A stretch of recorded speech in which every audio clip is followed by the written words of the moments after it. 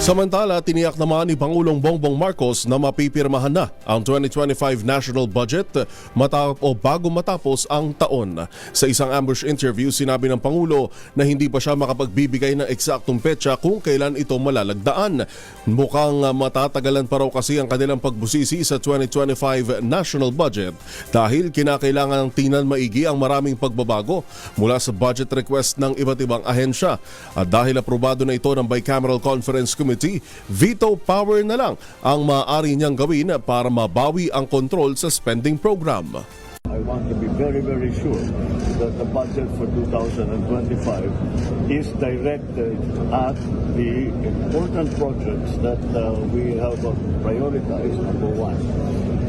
And secondly, that there is a stronger safeguards on the spending for the different projects. Kaya baka mag-assess na naman tayo ng mga project na pinasok na insertion.